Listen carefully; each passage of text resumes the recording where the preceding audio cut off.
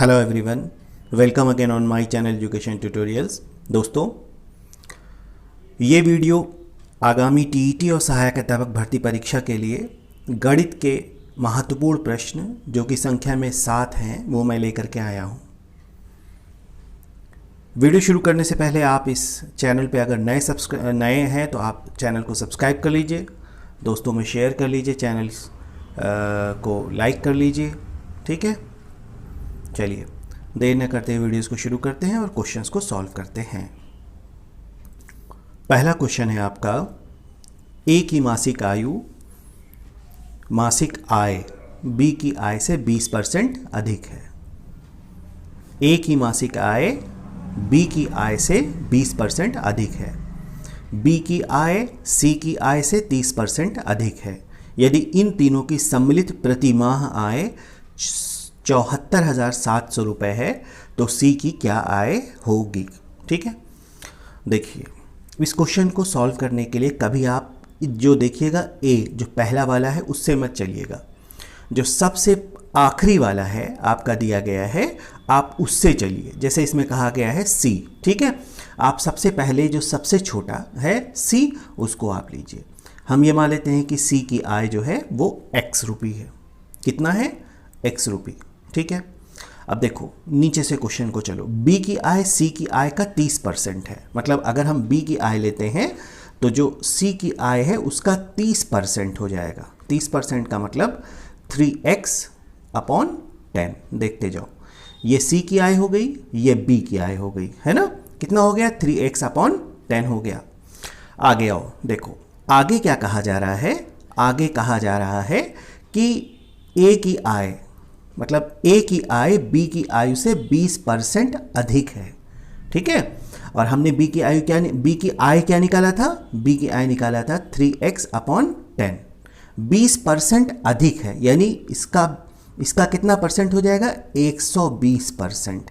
आप सीधे ये करो कि अगर देखो कि कोई चीज़ ज़्यादा है उतने परसेंट से तो आप उसमें 100 प्लस वो परसेंटेज दे दो। सिर्फ 20% मत लिखना, नहीं गलत हो जाएगा। ठीक है, अब आप क्या करोगे? 0 से 0 कैंसिल करो, 2 छंग 12 और 2 पंचे 10, फिर लेके जाओ, फिर 2 पंचे 10 और 2 तियाँ 6। तो कितना हो गया ये बताओ? ये आ गया आपका 3 तियाँ 9 और 3 तियाँ 9 x और 5 पंजे 25। ठीक है, चलो देखो आगे। इसी में हमने क्या किया था? पहली आय देखो, सी की आय कितनी थी? x थी। बी की आय कितनी थी?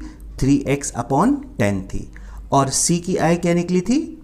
सी की आय निकली थी 6x/25। ठीक है, 6x/25 ये आया था आपका। आप सबसे पहले x/1 लिख लो। और देखो यहाँ पर सम्मिलित आय जो दिया गया है वो 74,700 रुपये है। 74,700 रुपये। आप इसी को सॉल्व कर लेना। सॉल्व करने के लिए एलसीएम ले लो। ठीक है, कितना हो जाएगा? इसका एलसीएम आ जाएगा आपका 50। ठीक है, 1 से लेके जाओ, यहाँ पे आ गया 50x। 10 पंजे 50, 5 बार में गया, यहाँ पे आ गया 15x और इसी तरीके से 6x। इसको आप अपना सॉल्व कर लेना। 74,700। देखो सबसे इंपॉर्टेंट चीज़ होती है कि इक्वेशन तो बना पाओ। ठीक है, आगे आप सॉल्व कर लेना, x की वैल्यू निकाल लेना। x की वैल्यू निकल के आ जाएगी ₹45,000।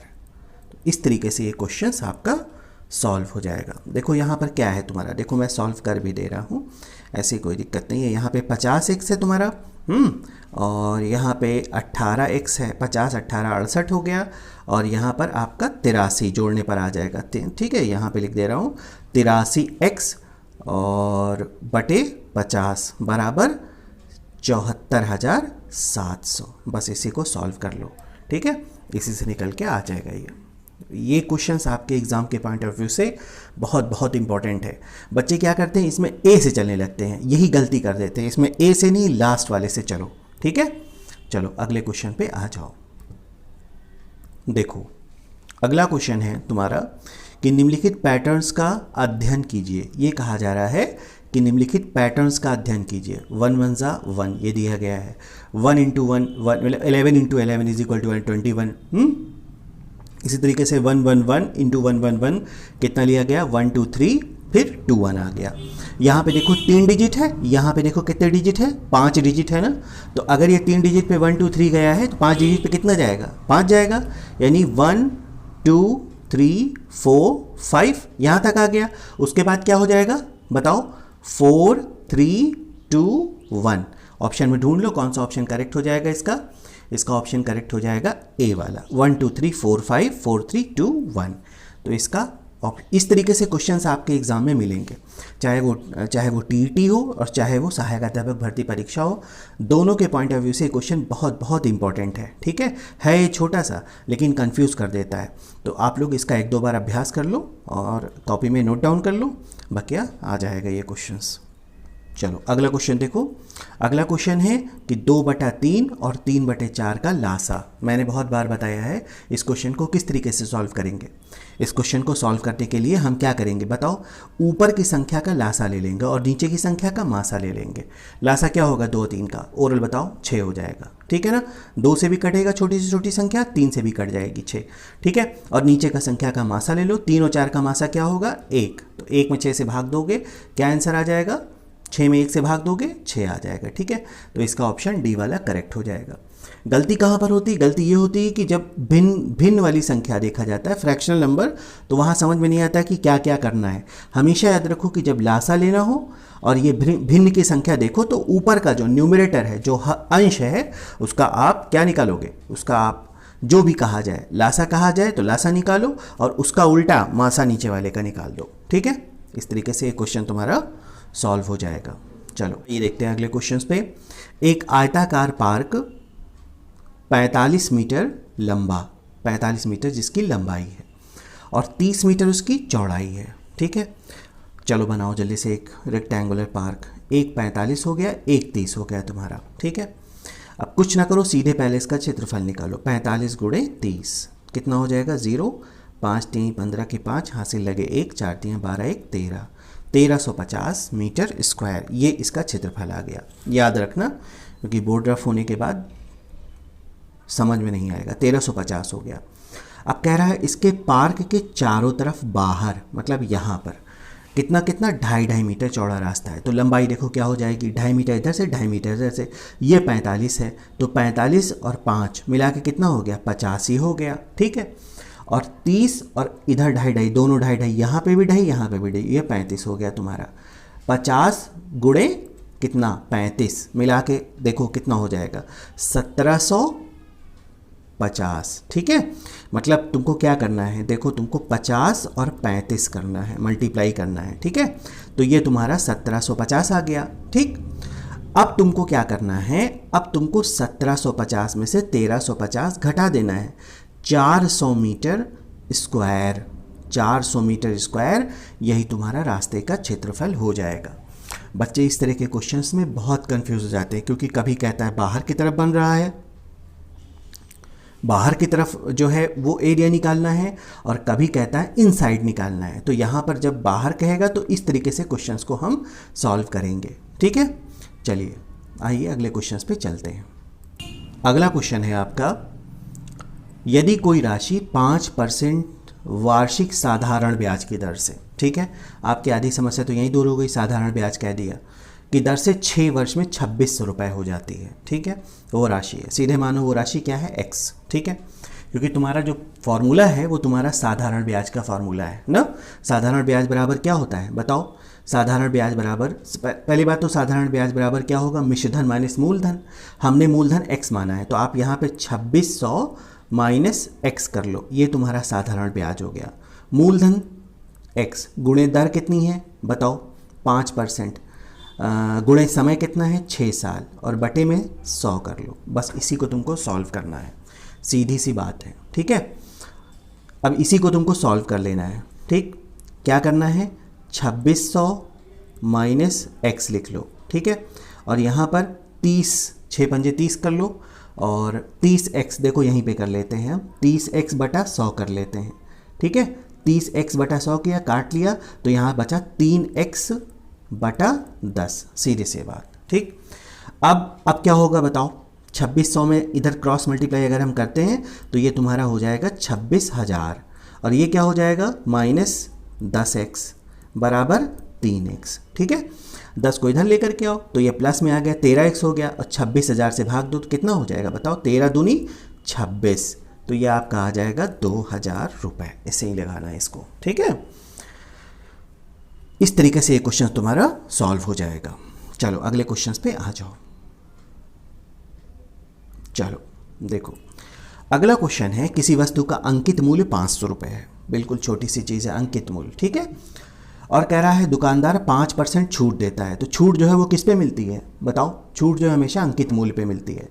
500 रुपये का 5% छूट दिया, यानी कितना छूट दिया, 25 रुपये छूट दिया। अब कितना दाम बचा, 475 रुपये। इतना याद रखो, छूट देने के बाद इतना याद रखो कि छूट देने के बाद कितना बना, 475 रुपये, ये हो गया। अब कह रहा है छूट देता फिर भी 25% लाभ कमाता है। ठीक है, तो ये कितने के बराबर हो जाएगा, 125% के बराबर। ठीक है, 125% के बराबर। अब क्या करोगे, देखो यहाँ पे क्योंकि 475 रुपये, ये 25% लाभ इसमें इंक्लूड है, तो यहाँ पर 125 कर लो। ठीक है, अब इसको सॉल्व कर लो, तुम्हारा आंसर निकल के आ जाएगा। क्या किया हमने, जब 25% लाभ कह रहा है, अगर हानि कहता तो यहाँ पर वो चीज़ माइनस में हो जाती नीचे। ठीक है, और क्योंकि अभी भी लाभ कह रहा है तो अपॉन में 125 कर लो, काट लो, 25 पंजे 125 और 25 चौका 100। ठीक है, 5 से काटो, 5 9 45 और 46 47, 5 पंजे 25। ठीक, मल्टीप्लाई करो, 4 पंजे 20, 20 के 0 हासिल 2, और 4 9 36 और 2 38। देखो ऑप्शन में कहीं 380 दिख रहा है, ये है तुम्हारा 380, ऑप्शन नंबर डी, यही तुम्हारा करेक्ट हो जाएगा। ऑप्शन नंबर डी तुम्हारा करेक्ट हो जाएगा। ठीक है, चलो अगला क्वेश्चन लगाते हैं। अगला क्वेश्चन है तुम्हारा कि 1 2 3 करके 10 तक आया है ये। ठीक है, और -50। अब इस -50 को लेके कंफ्यूज ना होना, ये -50 अलग से है, मतलब माइनस अलग से इसको मानना। पहले यहाँ से यहाँ तक की चीज़ें देखो इस तरह का क्वेश्चन सॉल्व करने के लिए एक फार्मूला होता है, उस फार्मूले को याद कर लो कि प्रथम n धन पूर्णांकों का योगफल ना। सबसे पहले देखो यहाँ से लेकर तुमको ये यहाँ तक जाना है, तो इसके लिए प्रथम n धन पूर्णांकों का योगफल क्या है, देखो क्या फार्मूला इसका होता है, पहले सूत्र लिख लो, n ब्रैकेट में n+1 अपॉन में कितना 2, याद कर लो। प्रथम n धन पूर्णांक, मान लो ये 50 ना भी होता है ना, तब भी यही फार्मूला तुम्हारा लगता। ठीक है, ये तो फार्मूला थोड़ा सा क्वेश्चंस को इन्होंने और टफ करने के लिए इन्होंने यहाँ पे -50 दे दिया। प्रथम n धन पूर्णांकों का योगफल बराबर n ब्रैकेट में n+1 अपॉन 2। चलो अब यहीं पे जल्दी से सॉल्व कर लो। n कितना है तुम्हारा, n ये लास्ट वैल्यू 10 है ना, 10 तक गया है वो हो गया, और n+1 इंटू कर लो, n+1 में 10 और 1 मिला के 11 हो गया, और बटे में कितना 2 कर लो, 10 पंजे 50, 11 पचे कितना होता है 55, और ये देखो ये -50 यहाँ से दिया है ना, ये तुम्हारा 55 हो गया, और ये तुम्हारा -50 दिया है, दोनों को घटा दो, क्या आ जाएगा 5। तो इसका ऑप्शन कौन सा करेक्ट हो जाएगा, देखो इसका ऑप्शन करेक्ट हो जाएगा बी वाला। फॉर्मूला फिर से एक बार देख लो, फॉर्मूला है तुम्हारा प्रथम n धन पूर्णांकों का योगफल बराबर n धन पूर्णांकों का योगफल बराबर n ब्रैकेट में n+1 अपॉन 2, ये तुम्हारा फॉर्मूला है, याद कर लो। ठीक है, साधारण ब्याज का फार्मूला क्या होता है, मतलब सिंपल इंटरेस्ट SI निकालने का formula principal into rate into time upon 100, मतलब साधारण ब्याज बराबर मूलधन गुणे दर गुणे समय बटे 100, इसको भी याद कर लेना। ठीक है, तो इस तरीके से तुम्हारा ये क्वेश्चंस लगभग में कंप्लीट हो गया सारा का सारा। ठीक है, तो ये जो सीरीज़ हम आप लोगों के लिए बना रहे हैं, छोटी छोटी सीरीज़ बना रहे हैं ताकि आप लोग ऊबे ना, 5-5, 4-4, 6-6 क्वेश्चंस जो है इसलिए दिए जा रहे हैं ताकि आप लोग क्वेश्चंस को ईजिली सॉल्व कर पाएँ। और सॉल्व करने का मतलब एक बार ना लगाएं, उसको 2-3-4 बार कम से कम लगाइए। ठीक है, एक छोटी सी कॉपी बना लीजिए, उसमें जितने वीडियोज़ हैं उनके क्वेश्चंस को लिखिए और बार बार लगाइए, यही क्वेश्चंस आपको एग्ज़ाम में भी मिलेंगे। ठीक है, थैंक यू।